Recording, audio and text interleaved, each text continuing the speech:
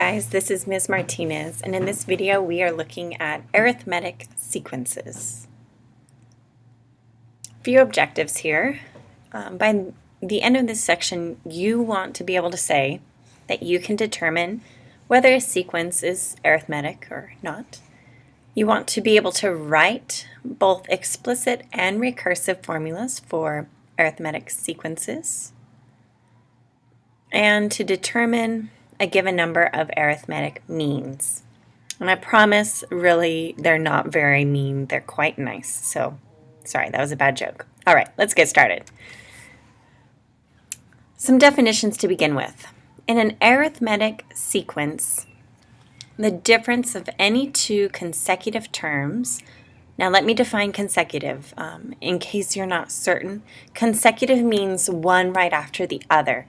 Consecutive months would be January and February because they are right next to each other, time-wise, in the sequence. So, in an arithmetic sequence, the difference of any two terms, consecutive terms, is a constant, and it is called the common difference, which makes sense, right? The difference is the same, so it's going to be called the common difference. Look at this example. Let's determine whether or not each sequence is arithmetic. And if it is, we're going to state the common difference. So I'm looking at these terms, -5, -2, 1, and 4, and I'm analyzing the pattern as I go from one to the next. It would be a change of 3 if we're talking between -5 and -2. I would add 3. That would be the difference between -2 and 1. And the difference between 1 and 4 is also 3. Again, I'm looking for a common difference, meaning if I subtracted them, or what would I have to add to get to the next one? It is 3 for every term in this sequence, which means it's an arithmetic sequence with a common difference of 3. Let's look at this next one. It's from 3 to -3 to 3 to -3. I'm looking as I go from one term to the next. What is the difference? Between the first, the difference between those would be -6. I would have to subtract 6. Between the next two, the difference is 6. I would have to add 6 to -3 to get to 3. And to get from 3 to -3, we already know that is -6. Now, those are not the same numbers. This is not an arithmetic sequence. We're going to learn that this is a sequence by a different name.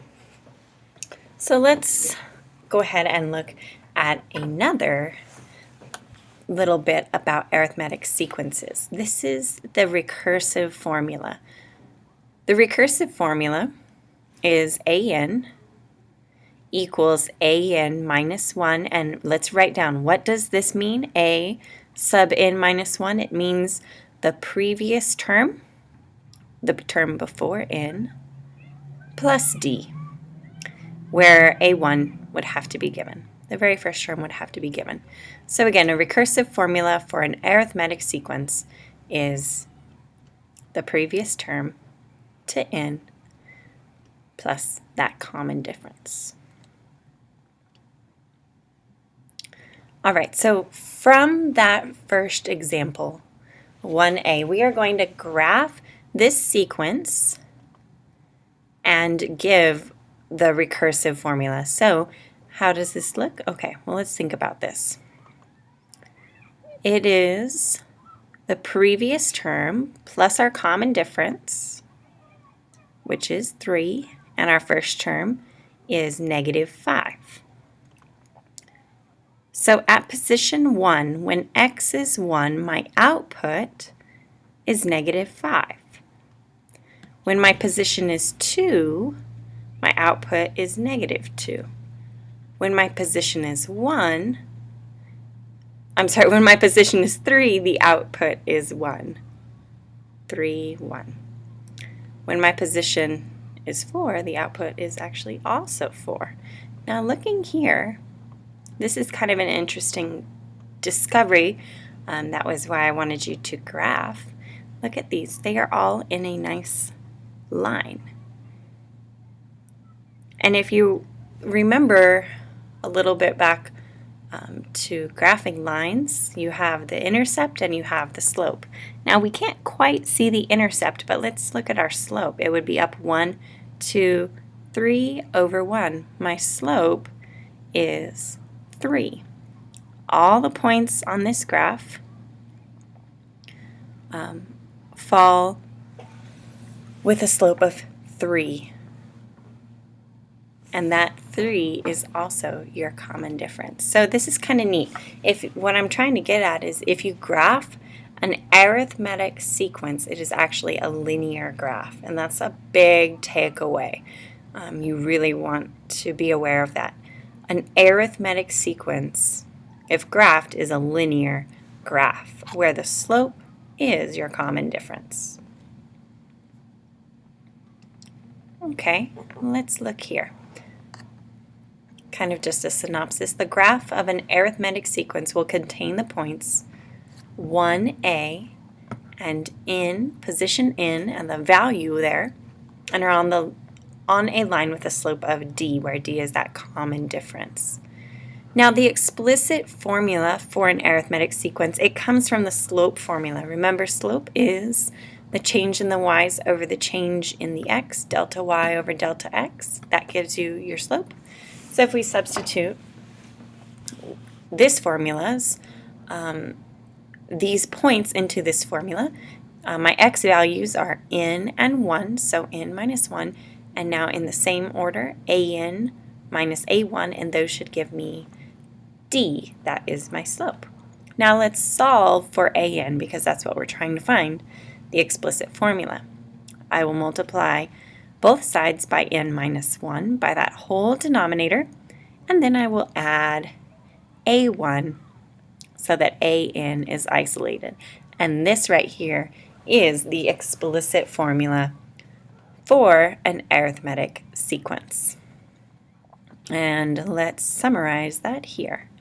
The explicit formula for an arithmetic sequence is a1 plus that common difference times the position minus 1.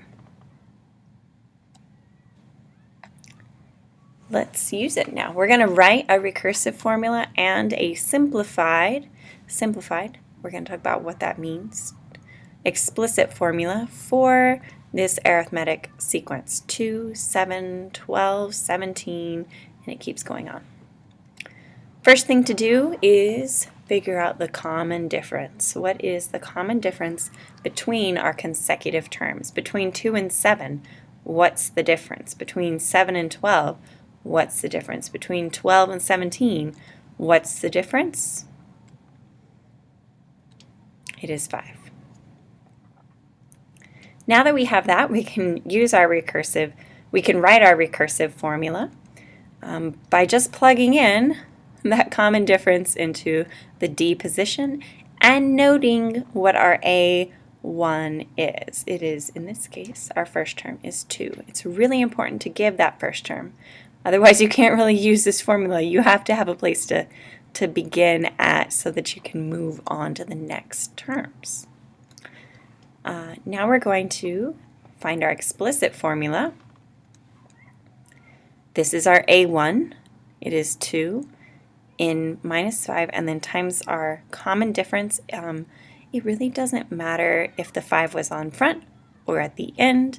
You're going to distribute that 5. Pew, pew. I don't know. That's the sound I make when I distribute. Pew, pew. And so it'd be 5n minus 5, and then this 2 here, we can go ahead and combine like terms, and it would be 5n minus 3. This is simplified. This up here is not simplified. This is simpler than this. If I ask for simplified, you need to simplify, okay? It's a lot easier to actually work with them at this point. And that is it for that example, I should say. Okay, so the generalized explicit formula for an arithmetic sequence. This is gold. All right, it should look very similar to you. It looks like the explicit formula, but now I have this k in here.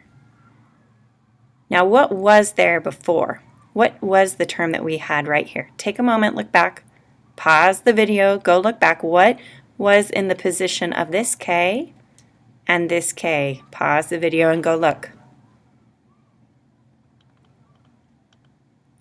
Okay, you should have seen that in that first formula, the explicit formula, this was an A1 and it was in -1. All I have done is rewritten it so that you could start at any value here, any k value. It doesn't have to be the first term, which is really nice because you don't always know the first term. You might only know the third term. So this is gold. We're going to use this. We're going to write a simplified explicit formula for this sequence given that A3 is 11 and A7 is 23. So we will need to determine our common difference. We'll use our generalized formula, plugging in what we have. You always want to put the larger term such that when you subtract, you want your n to be bigger. Think about it. Hold on, I have to think about my alphabet. Here, K is like smaller in your alphabet, right? And so you want to subtract that smaller. You want the smaller one to be K, the larger one, the one that is like further on in your sequence, to be your n value. So 7 is further on in my sequence than 3, so I will put that as my n, and I will let 3 be the k value because it is earlier in the sequence. And it really is helpful for you to put A7 and A3 instead of just plugging in the numbers first, and then 7 minus 3 here, so that you can make sure the order and everything's good. Now we'll go ahead and substitute. A7 is 23 and A3 is 11. That difference between the two is 4. So we're looking at, if I subtract that 11, it would be 12 equals 4D. My common difference is 3. Now we can substitute in one of the terms, either A3 or A7, and our common difference to find our formula. So I'm just going to keep using A3 because position-wise that's what I did before. And now my common difference is 3. Simplifying here, A3 is 11. If you distribute, it'd be 3n and negative 9, so that will give you 2. This would be my generalized, this would be my explicit formula having used my generalized explicit formula. All right. Another definition here. We are just about at the end. If you remember, I made that really lame joke during the objectives. I regret it already, but I don't want to record this video again. I talked about the means, but they're really not that mean, guys. Okay, the terms, all they really are, okay, you have some terms. It's the ones between there. You think about, oh, that reminds me of this really funny joke I once heard. Okay, I'm going to tell you the joke real quick because commercial break. Okay, so there was a boy, and he made this little girl really sad because he said that she's mean, and she said, "I'm not mean," and he's like, "No, you're just average." Aw, isn't that sad? Do you get it? Because the mean is the average. It's what's in between. Anyways, okay, so bad joke. Now let's talk about how you actually find the arithmetic means, the ones in betweens. We're going to find the 3 arithmetic means between 7 and 15. Okay, so here's how I construct this to think it through. There's supposed to be 3 terms between 7 and 15, so I just let 7 be my first term. That means there would be an A2, an A3, an A4, and 15 would be A5. So A1 is 7, and A5 is 15. There are 3 terms between 1 and 5, between A1 and A5. Now I find my common difference, again, like we did in the previous problem, using that generalized explicit formula to find D, substituting in 15 and 7, and subtracting there, and then dividing. My common difference is 2. Now don't overthink this. The difference is 2. This is very easy. We take 7 and we add 2. So our next term would be 9. And then the one after that, A3, would be 11 because 9 plus 2 is 11. And then our fourth term, A sub 4, is 11 plus 2, and that's 13. There you go. Not so mean after all. Okay, sorry. My jokes are really bad. Please forgive me. And that's it.